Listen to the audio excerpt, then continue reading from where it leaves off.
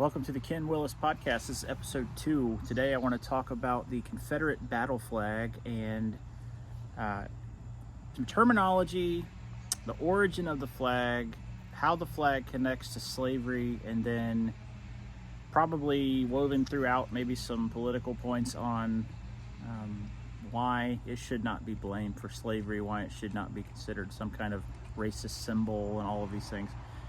So the first thing I want to talk about, and hopefully this will have the pictures in it as they're needed to show you, but we have terminology. When you speak of the Confederate flag, there are many Confederate flags.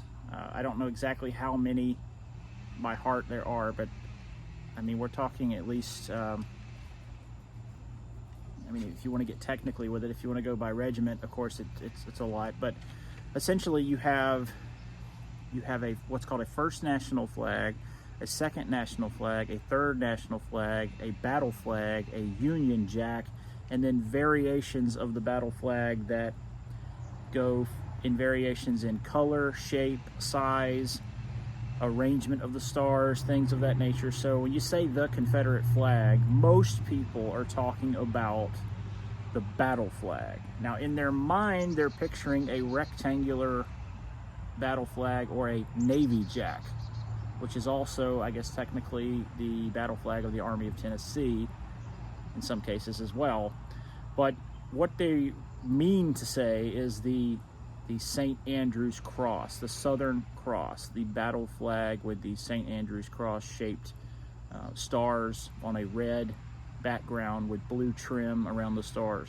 So the first national flag was a flag that was designed by the Confederate government at the beginning of the war, and it is properly called the Stars and Bars because, as you see in hopefully the picture that will come at some point in this thing, I'm still working on editing videos, so it may be at the very end of the video, whatever, but you have a first national flag that has bars of alternating red and white, and then it has a square field in the upper left hand corner with stars in a circular pattern. This would resemble the United States flag, but simply with broader stripes and less stars. That's the first national flag, or that is the Stars and Bars. And many people, when they say the Stars and Bars, they in their mind are thinking of the battle flag or the St. Andrew's Cross, but they're actually describing the Stars and Bars. You then have the second national Confederate flag, and this is a rectangular white flag with a square battle flag in the upper left-hand corner. This is also called the Jackson flag. The first official act for the Confederate government was to drape the casket of Stonewall Jackson, who had died at the Battle of Chancellorsville, with this second national, or as it was called, the Jackson flag or the stainless banner. Now, it was eventually done away with due to the fact that when it hung limp in the wind at certain angles, it might appear like a white flag of surrender or truce, and the soldiers did not really care for that, and neither did the commander. So it was soon replaced with the third and final national Confederate flag, and that is called the third national flag, or the bloodstained banner, because it was the Jackson flag identical, except that on the right side of the opposite end of the little square battle flag in the left-hand corner, on the right side there was about I'd say probably a 6-inch, maybe more, solid crimson red bar all the way down the side of that flag, so that it looked as if the stainless banner had been dipped rectangularly down into a pool of blood. And so it was called the bloodstained banner, and that was the third Confederate flag issued by the Confederate government. There were these three: first, second, third. The battle flag was actually not commissioned by the Confederate government. It was not an official Confederate government flag. It was a battle flag. It was designed for the soldiers, and I'll get into that in a minute. What you see a lot of today is the rectangular battle flag that was used in the Army of Tennessee, that was used there, and it also predominantly, though, was the Confederate Navy Jack. It was the Navy ensign, or the Navy flag for Confederate ships. So when people say that's the battle flag, yeah, kind of, but mainly it's the naval Jack. So the battle flag is a square. It is a square flag with a St. Andrew's cross in the shape of an X. And if you don't know the story about St. Andrew, you should go read that. But those are the flags. Those are the three main flags, and then, of course, the battle flag. The reason for moving on past the first national flag was that it did so closely resemble a U.S. flag that if the wind was not blowing or there was heavy smoke, as we'll discuss in a minute, the soldiers on either side would have some difficulty discerning which army this unit belonged to, unless there were other factors that could clarify that, especially at the Battle of Bull Run, for instance. The Battle of Bull Run, General Beauregard was quite frustrated with the fact that on both sides of that battle, soldiers actually, in some cases, fired on their own men. In some cases, they didn't fire at the enemy until it was too late because they believed they were on the same side, and there was much confusion. And add to that, of course, at the Battle of First Manassas, which the Union calls the Battle of Bull Run, the uniforms on both sides were often the same color. There were units on both sides wearing gray and blue. So not particularly helpful if you're, not sure who to shoot at. You don't want to shoot your own men. You also don't want to walk into an ambush up close and realize that now that you're 10 feet away, this entire unit of enemy men is going to shoot you. Not very helpful. Beauregard wrote the Confederate government and asked them to please correct this. The government said, look, we have so many things to worry about. Why don't you get the men, take a consensus among the men and the commanders, let the soldiers decide on the flag they wish to use on the battlefield to distinguish them apart from the Union soldiers. And so with that, a South Carolina man by the name of William Porcher Miles submitted a design. And of course, when he submitted his design, not all 13 Confederate states had yet broken off and joined together. And so when he submitted his first flag, I think it was with 7 stars, if I remember correctly, but it didn't look right. It wasn't balanced. It was off kilter. And so it was rejected as, the men thought I think they said it looked like a pair of blue suspenders hanging on a pair of red pajamas with 7 gold tacks on it. They didn't like it too much. And, whatever. So eventually all these 13 states are now together in the Confederacy. William Porcher Miles sends back his final design, which passed, and the men liked it. And here's some of the reasons why they liked it. It had 13 stars on it, obviously. That, kind of a given. Those 13 stars, though, to the men, it really symbolized, we want all 13 of those stars on our battle flag because we want everyone to know that we are following in the footsteps of our ancestors who fought the war with England for our independence. And of course, how many colonies were there? 13. And they appreciated that symbolism. They also appreciated the fact that it had a St. Andrew's cross on it, which, again, if you don't know the history of St. Andrew, he was martyred on a X-shaped cross. He was known for his fervor, even as he's dying on the cross and preaching. And remember, the vast majority of the men from the South, especially in the Carolinas and Georgia and even in Virginia, are heavily made up of a Scot-Irish ancestry. And so this St. Andrew's cross strongly resonated with them, not only as a Celtic symbol of their heritage, but as a visual battle symbol of their Christian faith. Now, yes, not every man in the Southern Army was a Christian, but for the vast majority of it, the Southern Army was an army made up of men who had a fear of God, maybe not a practicing relationship with God, but they did have a social reverence and fear of God to the degree that they wanted to fight under a flag that displayed that Christian culture, and not to mention their Scot-Irish heritage. And there were many other ethnicities that fought for the South, and I won't go through all of that now. I mean, Jews, German, anything you can think of, probably there. I won't do that now. I may do a video in the future on that. It's interesting, actually, and even Black Confederates, but we won't get into that today. But that's a fun discussion to have too.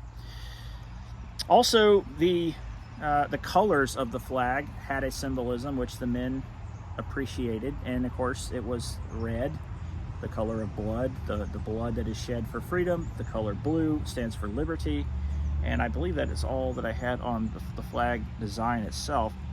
But it was a reminiscent thing to the Israelites going into battle with their standards, and even kind of, you know, not that this is a biblically sound model in some ways, but it was like taking the cross of Christ, or a Christian cross, into battle with them, to remind them as they're fighting and dying that what we are doing is we are fighting for our Christian heritage.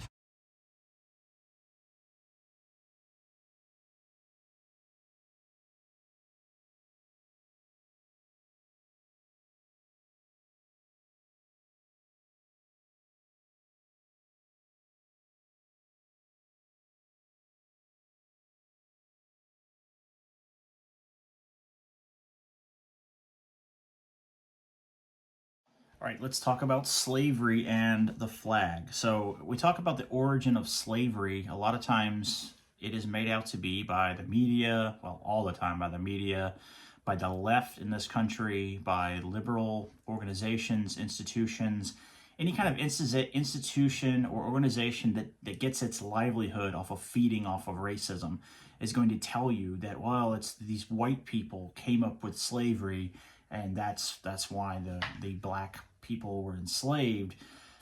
Not true at all. Actually, slavery is as old as time. It came out of the Middle East. It went into Africa long before white people ever came there. Okay, and at the time of the American Revolution, even long before that, okay, even in the 1600s, we have African peoples being enslaved by their own people in Africa and being sold to Arabs, being sold in the Mediterranean, being sold all over the world, and of course, yes, to white people too, one of the customers, if you will, of the slave trade. So no, white people did not go into Africa and invent this idea of, hey, let's take back black people's slaves and sell them. No, the Africans had already thought of that themselves, okay? And so I'm not deflecting from that or trying to say that white people have never owned slaves. I'm saying that every kind of people have owned every other kind of people as slaves since time began. So sorry if this sounds insensitive, but black people do not have a unique claim on, oh, we are slave victims and we're the only ones who've ever been slaves. No, you're actually a small part of that huge equation. So again, that does not work. What does slavery and the flag have to do with each other? Well, actually not that much, because if you look at all of the history of the United States of America under slavery, you add all those years up, okay, from, I guess technically if you want to get from the first colony at Plymouth and Jamestown all the way up until the slaves are freed, which, by the way, they're not freed by Abraham Lincoln. Abraham Lincoln did not free a single slave. The Emancipation Proclamation states that all slaves in southern held areas are to be freed, and yet all slaves in border states and in the West and in the North, they stay right where they are. So just imagine you have 10 slaves, your neighbor has 10 slaves, you don't like your neighbor, and you say, well, I hereby declare all my neighbor's slaves to be free. Doesn't free anything. But my slaves, no, I'm keeping mine, but he has to free his. It's not about the slaves. It's a war measure that Lincoln used against the South to try to prevent the United Kingdom or Britain or England to join in. England was very close to joining in with the South. England and the South had very close ties. The blockade of the Lincoln's army and navy were hurting British and Southern business relations and hurting profits. And Britain they were not at all. They did not think the South was wrong at all for seceding, as they were not. And Lincoln knew that too. I'll get to that in a minute. So Lincoln knew he had to do something. He was losing the war. All these major battles are getting just, the North is getting embarrassed by this smaller, under-equipped army of Southerners, yet that are winning all of the battles. And so at one of the worst days in the Union Army at Sharpsburg or Antietam, Lincoln realizes, like, yeah, I've got to do something.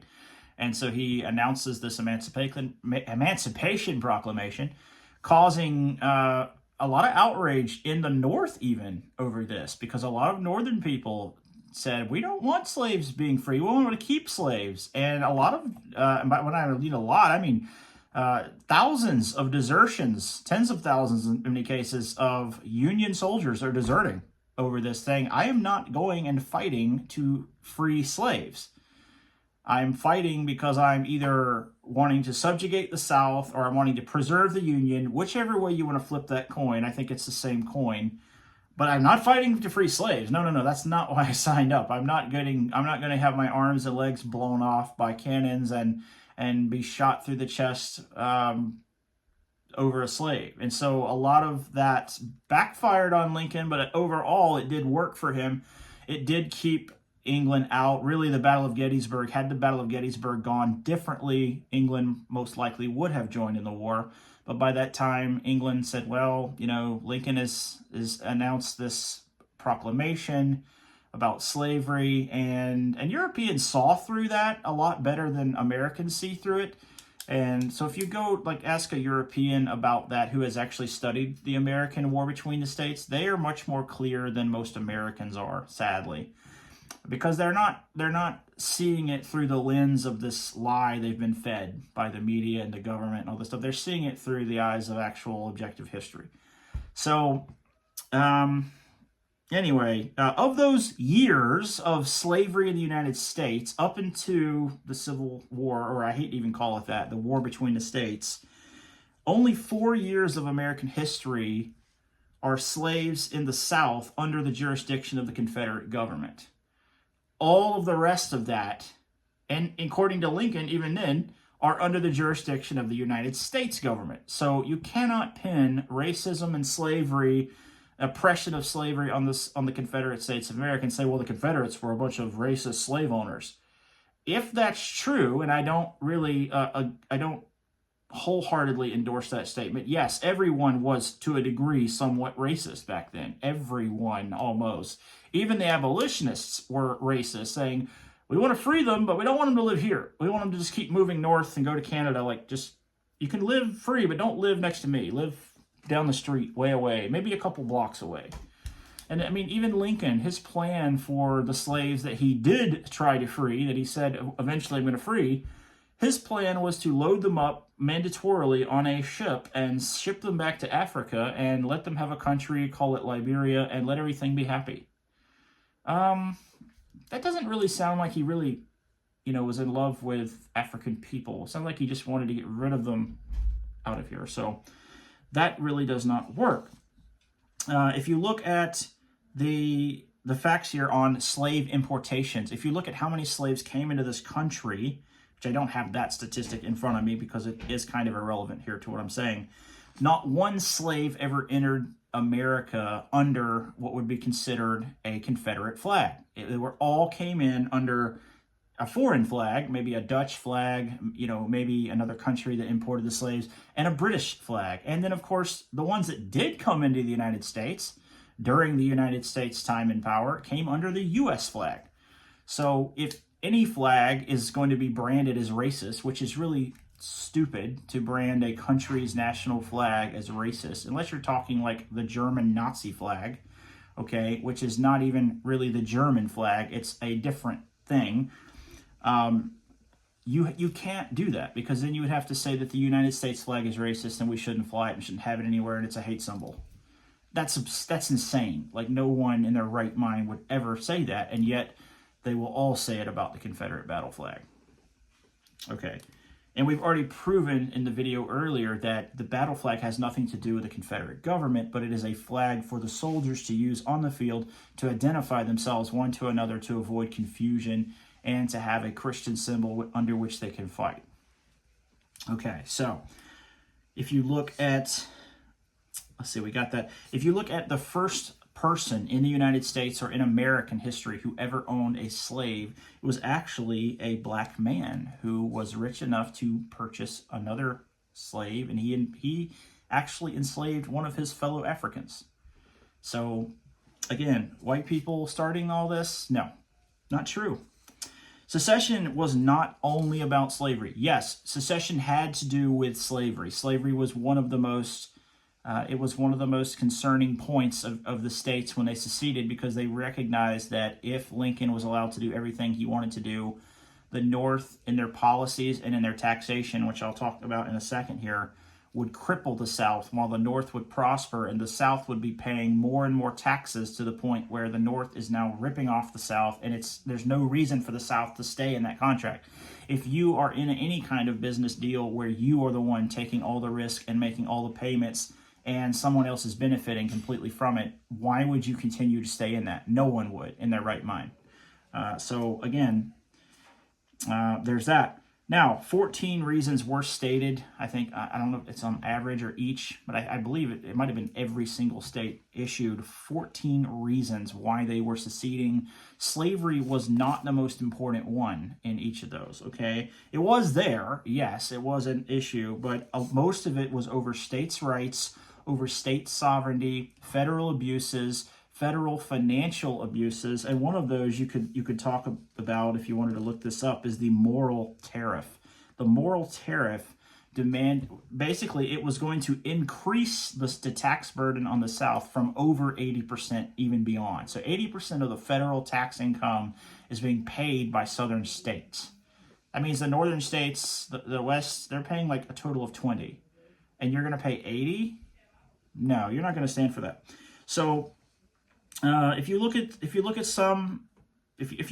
you studied American agricultural history, because the South was agricultural based, it was not a manufacturing. That's one of the reasons why we lost. We did not have the ability to produce things like we needed to. Agriculturally speaking, and just looking at that, even from a casual glance, you know, if you study this, that slavery was inherently dying out. It was a dying practice because it was no longer profitable. There were other inventions that had come out. You have the cotton gin. You have you could go through the whole Industrial Revolution and look at that and see all of these inventions that negated the need or the practicality for even the expensiveness of slaves.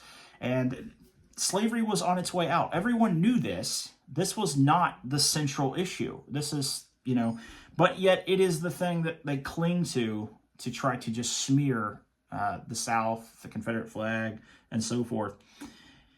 Few people could actually own slaves. If you watch the History Channel, if you, like any historical documentary that they put out, it's always the South every Southerner's got slaves. Every Southerner's got this plantation. They got hundreds of slaves, and then the white guy's just sitting up there on the porch sipping his lemonade and cracking the whip on people. Okay, no. Very few people could afford slaves. And if you look at the percentage of the Southerners that actually owned slaves, it's like 24% of the South owned slaves. Less than 25%. And this idea that, everyone in the South has this massive happy plantation. No, okay, no. You would have to be someone like you would have to be like a millionaire to do that. You couldn't just own a bunch of slaves like that. The South threatened secession over the moral tariff, MORREL. I can't remember if it's one or two L's, tariff. The moral tariff, it's what the South threatened to secede over, and they knew that if Lincoln became the president, he would not only uphold this, but he would even increase that tax burden. And of course, when Lincoln is elected, and it's obvious that he's going to be the new president, South Carolina secedes. They're the first state to secede. Now, let me give you a little statistics about South Carolina. South Carolina, only 4% of South Carolinians own slaves. That's 4 out of every 100 people. And of that, let's see the statistics on this. Only I can't even remember where I put this here.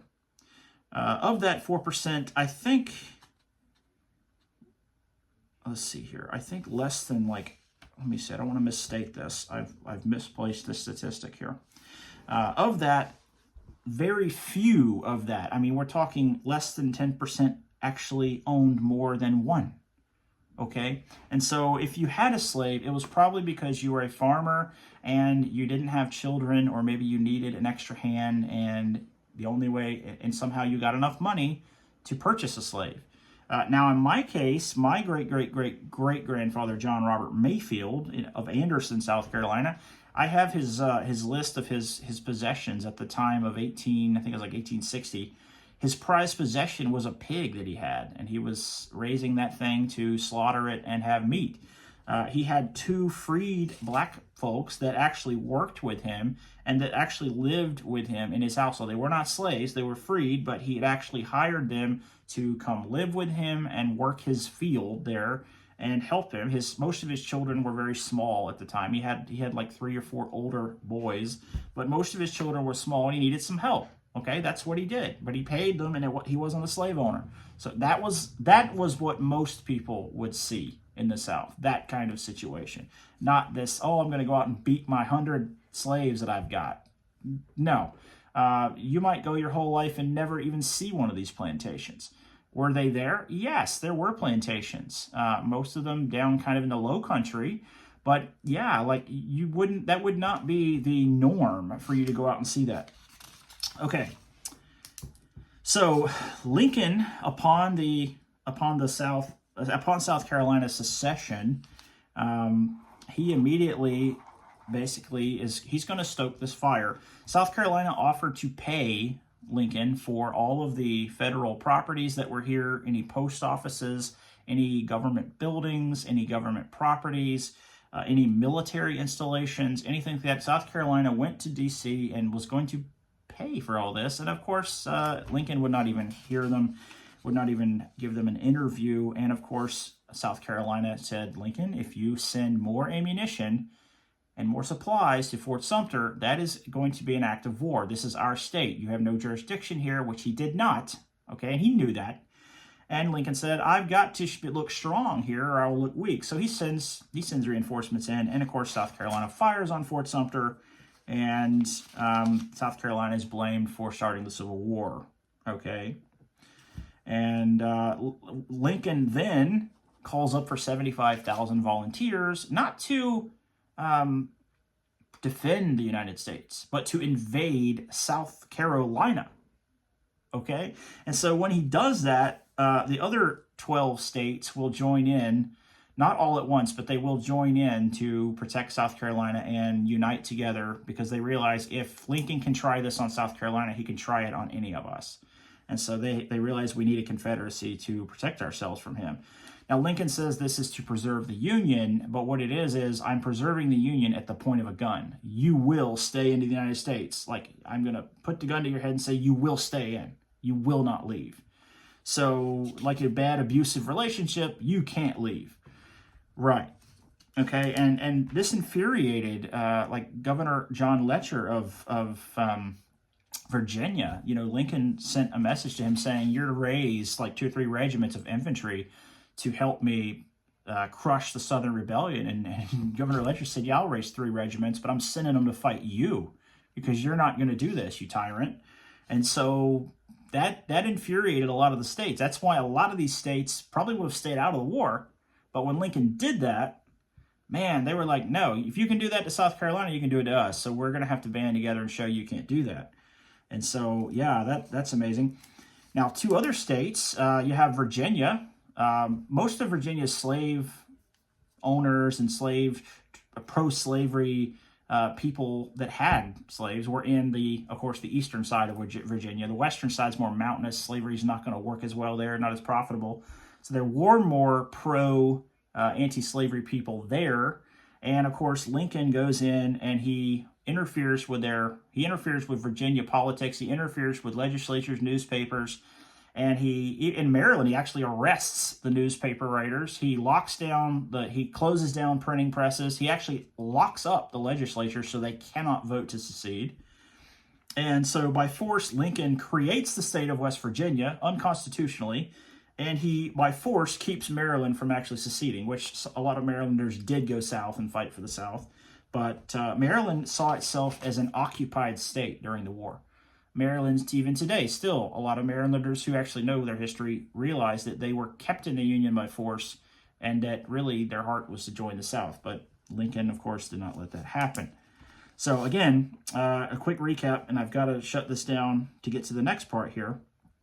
26% of the South owned slaves, okay?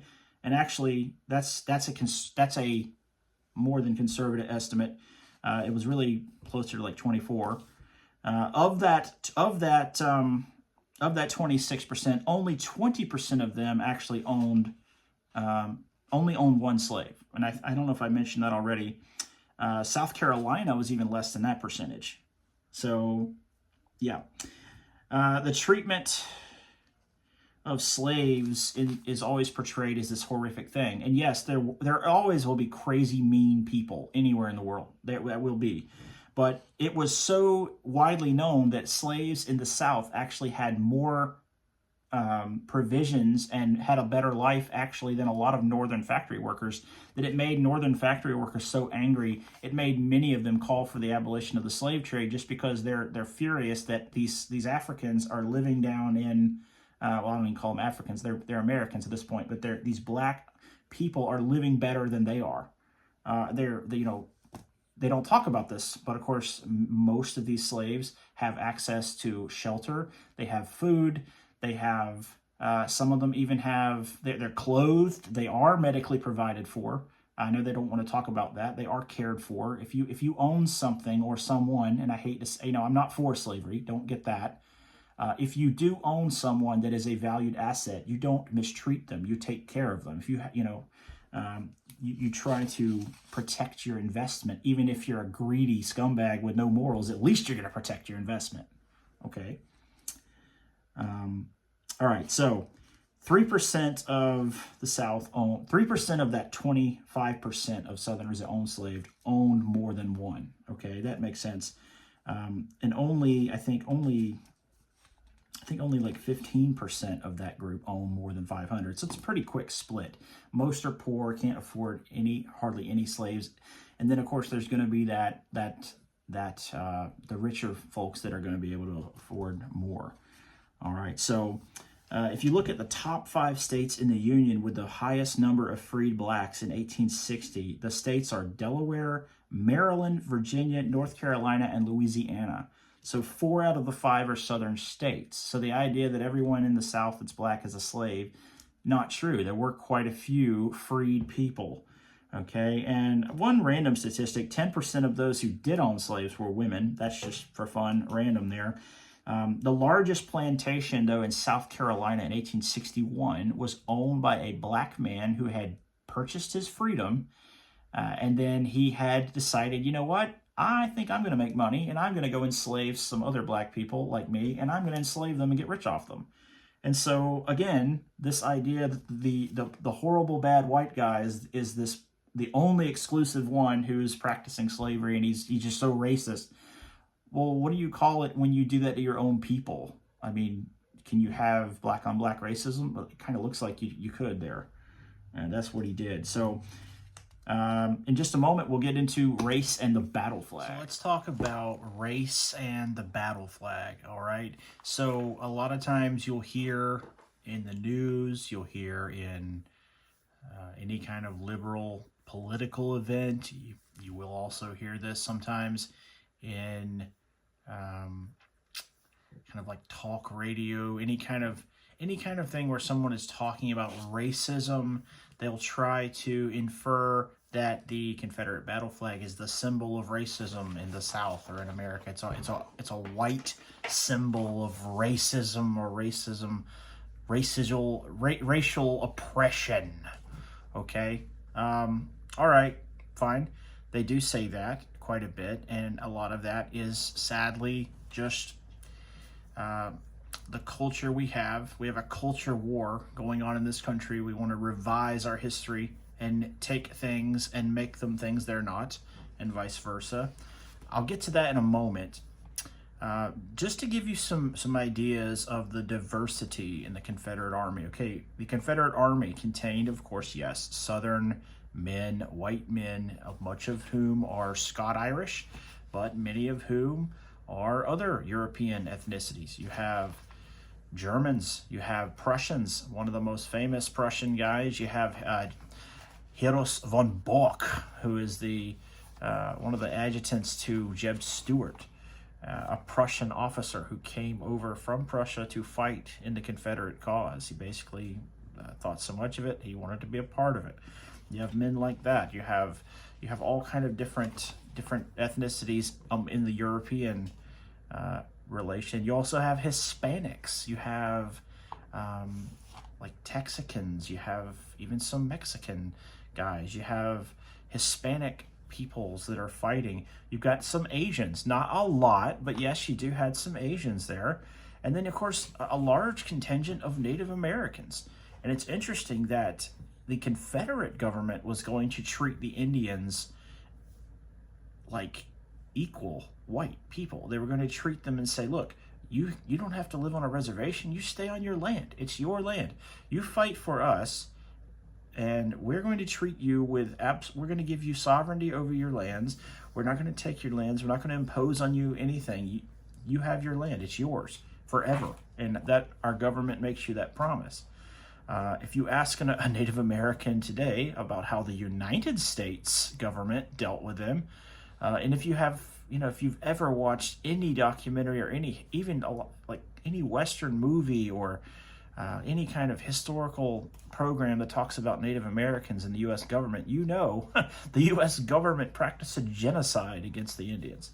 So, okay. And then also at least 2,000 Jews that we know of fought for the Confederates. There's even monuments to them that are like to the entire Jewish Confederate population in Hebrew. They're honoring these Jewish Confederates. You have, and this is going to blow some of your minds. We believe there to be at least 80,000 black Confederates who served in some capacity in the Confederate Army. Now, yes, this does include stretcher bearers. Yes, this does include cooks. This does include support staff, okay? But we're not talking about slaves who are being made to do that. Yes, there would have been some slave labor as well, but we're talking about 80,000 paid Confederate Army employees, if you will, and many of those were gun-toting soldiers, and there are pictures of them. I have stood over their graves. I have met their families, their descendants. I have done Confederate memorial services. I have bagpiped over their graves and heard their stories. So I know this is not fake. This is real. I have met the great-granddaughters of some of I think one was a granddaughter of a Confederate black soldier. And they are sitting there waving their battle flag, tears coming down their eyes, loving this history, with tears coming down their eyes as they're singing Dixie. And of course, the media wants nothing to do with that. They don't want to cover that. They don't want to talk about that because it puts a hole in that whole political agenda. But so that's kind of interesting. Now, of course, people will say, well, there's no recorded Confederate soldiers in the Army. We don't see the slip saying this is a black soldier. No, because in the Confederate Army, you didn't put your race. You put your name. You signed up as a soldier. You were treated equally. Now, obviously, we don't know really of any black Confederate soldiers who were major officers. Obviously, okay, yes, that's kind of expected, and on both sides that'll be true. But you do have black Confederate soldiers. And you do have this other problem that when the North captured black Confederates, they would either kill them or they would call them contraband and then just either get rid of them, make them leave, or abuse them, or they would pretend like they weren't even there, okay, and just let them go. And so you should look up the word contraband, 1860 to 1865 contraband, and see what you find there.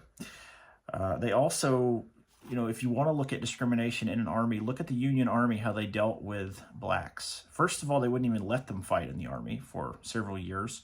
And then finally, when they did let them fight, it was not actually fighting. They let them go do like latrine duty, dig latrines, do manual labor. And then finally, when a couple, like a whole company of them got massacred in a, I think it was near Vicksburg. They were guarding something. I believe this was near Vicksburg. Lincoln was like finally impressed enough to say, well, maybe we ought to let them fight too, you know, right? They want to fight, let them fight. And so you do have regiments that were formed of black soldiers. You have like the 1st South Carolina Colored Troops Union, not to be confused with Confederate. And then you have like the famous 54th Massachusetts, portrayed in the movie Glory, which ironically the movie's really talking about a different regiment, except for the very last scene. But anyway, it's still a good movie, by the way. And Morgan Freeman's in it, so what can I say? And Denzel Washington. So like, I'm a huge fan of that movie. Anyway. Yep, so what about the battle flag and the KKK? That's the big one, right? The KKK. Well, okay, you need to go and YouTube or Google a man named H.K. Edgerton. He is a former president of the NAACP. He has come out, renounced the NAACP, and he is actually the descendant of a Confederate soldier, maybe more than one. I'm not positive on that, but at least one. It was his grandfather, and he openly will tell you about all of this. And so it means a lot. I mean, it's important that I tell you this, but it's so much more important if you can watch his testimony and watch what he says. And I will send the link to that in this video. I'll put the link into it. You can watch it. But he actually sits there on camera and praises the original KKK that was founded as a way of vigilante justice, because remember, Reconstruction, the North is in total control of the South. They're putting, in some cases, they are putting blacks in charge who don't know what they're doing. They're illiterate. They put them in charge to keep the Southern people kind of suppressed and insult them. They also send corrupt, carpet-bagging Northern politicians and Northern puppet governors down and puppet politicians to oppress and disenfranchise, steal from the Southerners. You know, they just go to your house. They like your house. Hey, your taxes are now $5,000 more than they were last time. And if you can't pay that, then if you pay that, then we'll just raise it to 10,000, and you just keep going until you can't keep it, and we'll take it from you. And they did that. They did all kinds of things like that. They did a lot of abuses from federal soldiers. The war itself was bad on the South, but Reconstruction was like just an increased insult to injury. You then have, let me see here if I can get this. But he talks about that original KKK, and the North actually sent people down into it to pervert it and subvert it and make it violent, and therefore give it a bad name. That did happen. And General Nathan Bedford Forrest, the Confederate general, cavalry commander who actually founded the original KKK, he saw that and he said, look, this is bad. We need to get out of this. So he got out many of the people who were actually doing good things in it, and even sticking up for black Southerners, which HK talks about that. They get out of it, and now it's overtaken by this element of people that are either from the North perverting it, or you've got just people that are weird and wacky and want to do bad stuff, and they need a club to do it in. And so today you see that. The KKK is a horrible, deplorable, I condemn them 100% hate group. They hate Jews. They hate Hispanics. They're like neo-Nazis. They're literally like Hitler's brown shirt neo-Nazis. They're right there in the same category with it. But because they fly the battle flag, that by association, people say, well, that's a racist flag. Well, think of this. They also always fly the American flag and the Christian flag. I don't think we're going to say the Christian flag and the American flag are racist. I mean, maybe in today's woke society we would, in our Tide Pod eating liberal crazy land that we live in now, maybe somebody would say that. But in your right mind, come on, the American flag racist, the Christian flag racist, the battle flag racist. If you actually know the history, no, it's not. Not at all, okay? But I also understand why a lot of black people feel like it is, because they've been lied to so much that they really genuinely believe that. And I understand that. And I'm not blaming them for feeling that way. All right. Now, let's talk about in the next section here why they specifically hate the battle flag. Why do they hate the battle flag? Okay, the short answer to this is it because it's this wretched, racist symbol of white supremacy and oppression of black people? No, that's not why they hate it. That's not true. None of that's true. Why they hate it is a symbol, a international symbol of freedom from tyrannical, oppressive government. Now, I know some of you hearing that, as an American, you grew up believing that Abraham Lincoln was this saint and that he was just the most honest president we've ever had, and he was a great guy and just always this Christian devout guy. I won't spend a lot of time in this video breaking your heart on that, but you really need to read what he actually said, other than the Gettysburg Address, other than what you've heard. Go read his writings, read what he actually said, what he did, what he permitted, what he allowed the federal government and the Union Army to do to Confederate women and children and elderly people, innocent people, and just what he allowed to go on. And you need to go also examine him. You need to examine his Christianity according to the scriptures, not according to what you've heard in these starry-eyed sessions where people just act like he's the saint, because he is not. Abraham Lincoln, if you measure him on constitutional law, what he did, and I've already mentioned some of that in the video, what he did to legislate, locking people up, locking up newspapers, not letting them print things, totally suspending the right of habeas corpus, totally suspending First Amendment, and legalizing and institutionalizing a systematic war against the Southern population, civilians, total war, unrestricted war crimes, okay? Lincoln is not the saint that he's been portrayed to be. And anyone with a brain and a will to use that brain can quickly discern that and find that out. It's not really a secret. He was not this great emancipator. He did not free a single slave. The slaves were freed after Lincoln was dead by Congress. He never freed a slave. We already covered that, so I won't rehash that. Why do they hate it, though? It's a symbol of freedom against that kind of tyranny.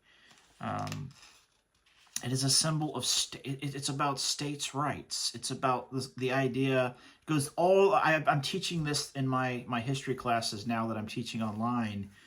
This goes all the way back to that old argument of Federalists and Democratic Republicans. You've got one side that says we want a strong centralized government, the Federalists. We've got the Democratic Republicans that say, no, we need a limited federal government with more power resting in the states, constitutional state sovereignty. Did Lincoln know that was right, that the South seceded? Yes, he did. He knew it was right. He admitted it in some cases. But he chose to keep this country together at the point of a gun, because it made the federal government look weak and bad, and it also would have cost the federal government money to lose all that tax income they were getting from the South. 80% of the federal budget being supplied by the South. So you're saying it was all about money? Yeah, it was. The war itself was really all about money. The reason why the North, I don't even want to say the North, it was more so the central government, Lincoln, because New York actually was a state that almost could have gone the other way. There was so much support for the South in New York that, go Google the Copperheads. I don't mean the snakes. Look up the Copperheads and just do a little bit of searching on it, and you'll see that it really wasn't as unanimous as you think, as you've been told up there. The flag is also a symbol of Christian Southern heritage, the St. Andrew's Cross. These men chose this battle flag to go into battle to represent their Christian heritage and their Southern heritage, their Scot-Irish heritage. They don't like that.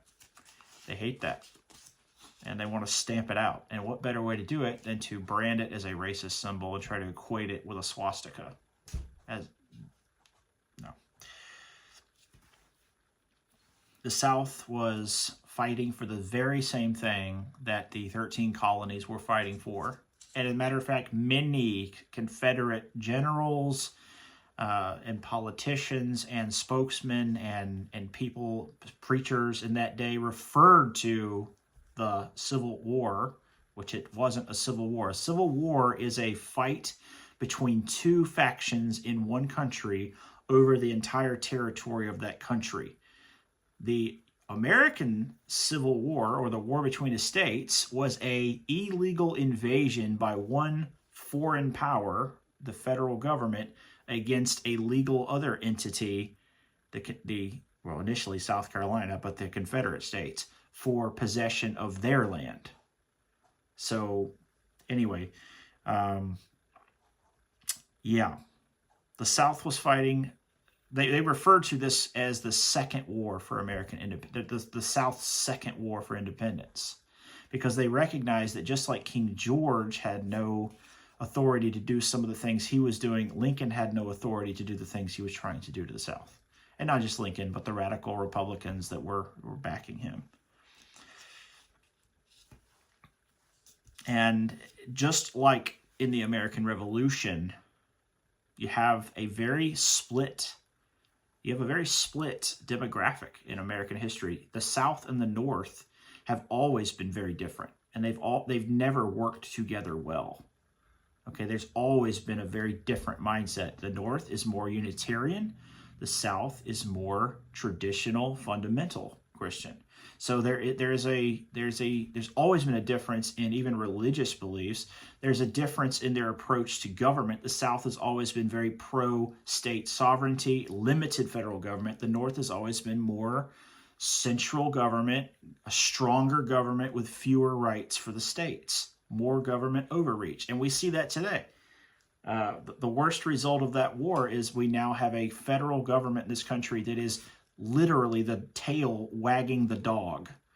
This little centralized entity is ruling and reigning in every aspect of our lives. Tell me that's not true. I'm just checking off my notes here. It is a symbol of truth. It is a symbol of hope. It is a symbol of freedom from oppression. There are even other countries that have at times in their particular revolutions have adopted that flag as one of their symbols for freedom from oppression. Winston Churchill recognized that the Confederacy was some of the bravest and most honorable soldiers in the history of this world. And of course, it is vilified by the NAACP. All right, if you look at the NAACP, they are a racist communist organization that needs racism to exist. They need racism to thrive, for them to thrive. And H.K. Edgerton, if you'll look him up, and I'll put the link here, he will tell you all about that if you want to do a YouTube rabbit hole search on the things he talks about. He will tell you the NAACP is not there at the service of black people. They are there to use them. They are there to literally hold them in a servitude to them to fulfill their own agenda and to line their own pockets.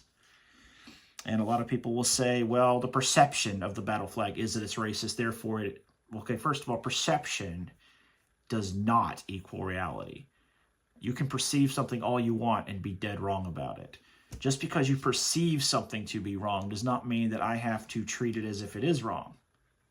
You know, maybe your perception needs work. Your perception needs educating. Your perception needs correcting. If you have bad perceptive eyes, we don't adjust the world to fit your bad perception. We get you corrective lenses. We do surgery. We do something to help you see better. And that comes in the form of education. That becomes in just looking at the facts and actually looking at what real history is. You could say, well, it offends people. Okay, well, so does the Bible. So does the gospel of Jesus Christ. Do I hide my Bible and ignore it because it offends people? Do I not tell the gospel because it offends people? Because the gospel does offend people by its very nature. it is going to offend. And that is one of the hard things about preaching the gospel, is you already know going in, this will offend somebody. The Confederate flag has no need to offend anyone. Neither does the gospel, but it has no need to offend. It is an offense that has been created by a certain element that thrives on trying to rewrite history and fuel racism because they need it to exist.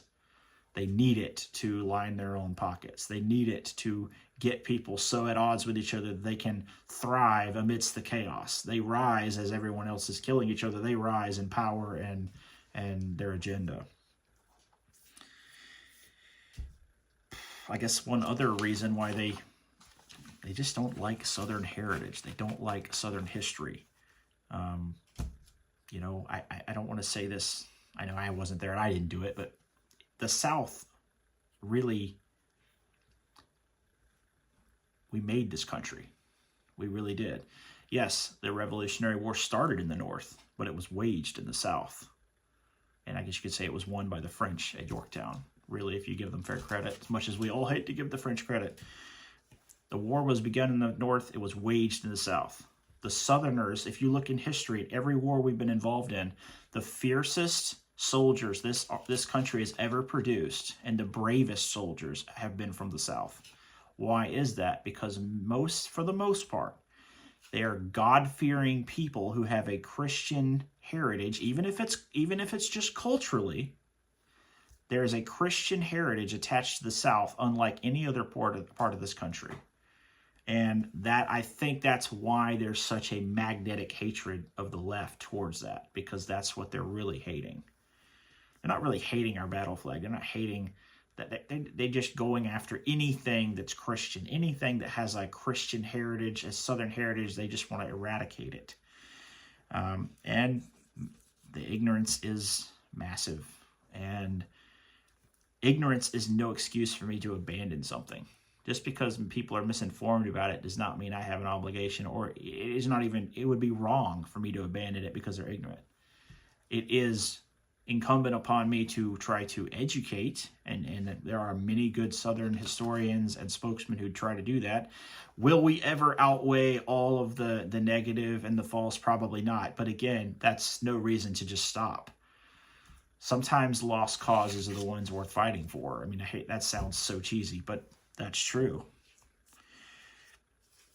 I think of my ancestors that fought and died. Many of them did not even die on the battlefield. Many of them died from the hospitals and the disease of just going off to war. I have 42 ancestors that were either killed in battle, wounded in battle, some of them up to 3 or 4 times apiece, captured. Some of them died in Union prison camps where you think Andersonville was bad. Google Elmira in New York. One of my ancestors, I think it was Daniel Sumner. He died in Elmira, where it was almost like a game to see how many Confederate prisoners you could kill in there. Or, maybe just they died in a hospital of disease because these country boys packed in with these thousands of people. Their immune systems are not used to that, and they're going to get all kinds of diseases and die. So I have 42 guys that I have their names, and I could post them here. I'm not going to, but you can look on my historical site, Kenturian, and look at that.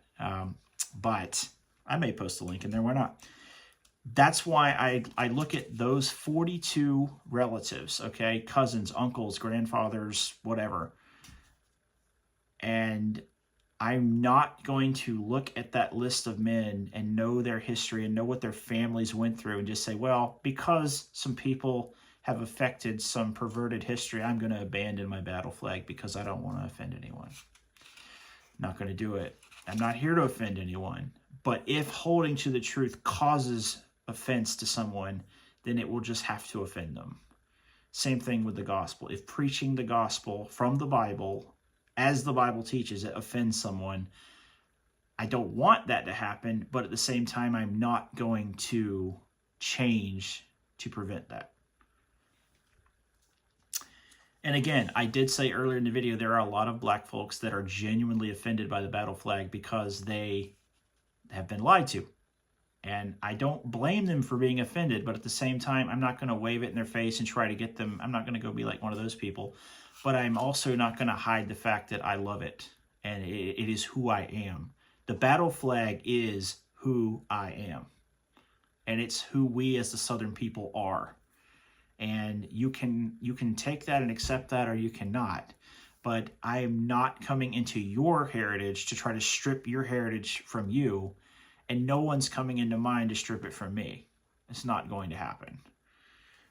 It is about honor, it is about truth, and it is about our Christian Southern heritage. That is as simple as I can give it to you. Well, I probably could have given it to you simpler, but there it is. And, you know, if that offends you, then I hate that, but then you will just have to be offended. And I regret that, but I cannot change history. I will not change history.